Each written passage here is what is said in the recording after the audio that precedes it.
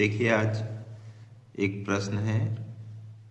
प्रश्न इस प्रकार से है, यहाँ पर लिख लीजिए आप।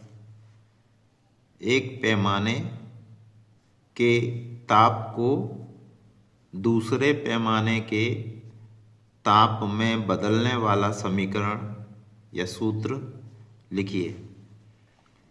इसका उत्तर आप लिखेंगे।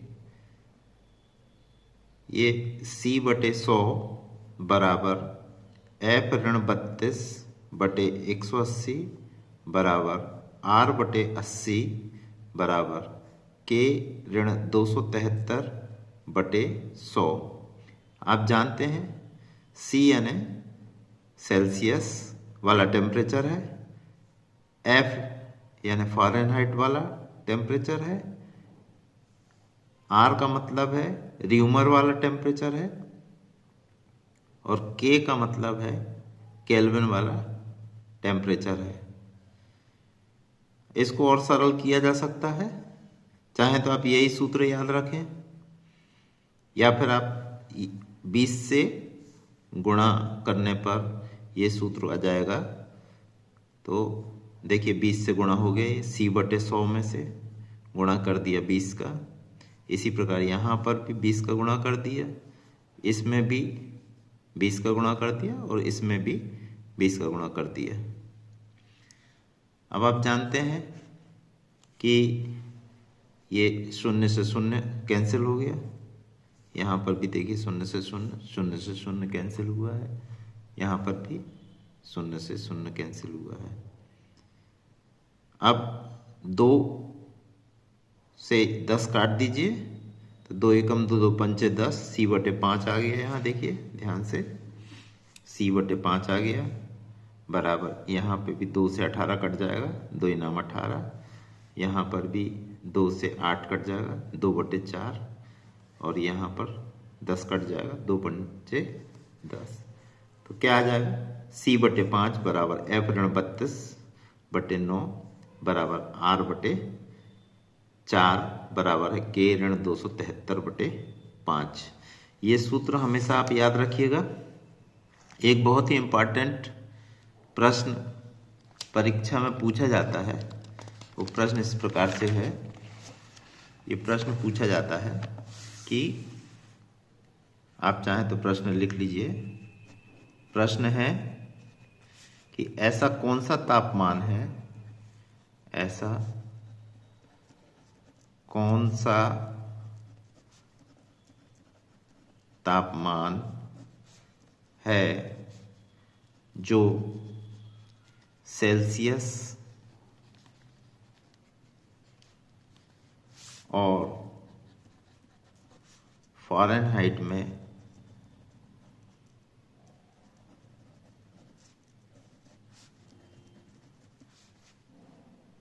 आंकिक रूप से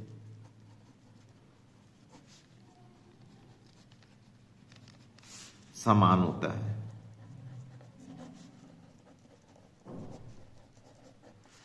ये वाला प्रश्न भी हम इसी सूत्र का उपयोग करते हुए, ये C/5 बराबर F-32/9, इसका उपयोग करते हुए हम निकाल सकते हैं।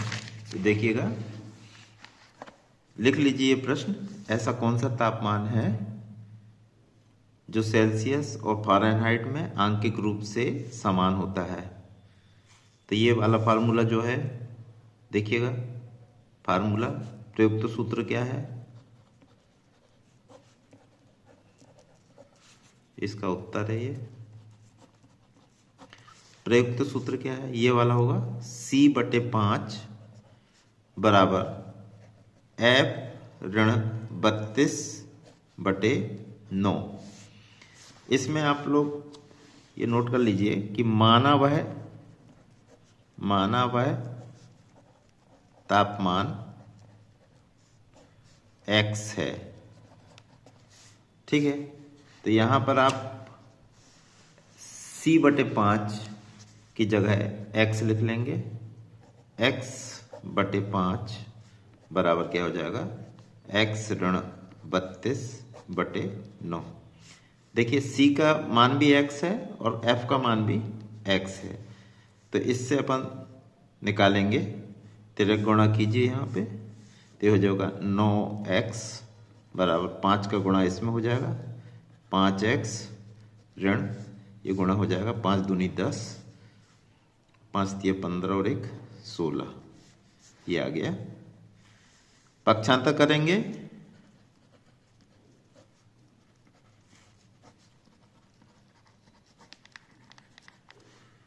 पक्षांतर करने पर क्या आएगा 9x और ये इस तरफ आके ऋण 5x बराबर ऋण 160।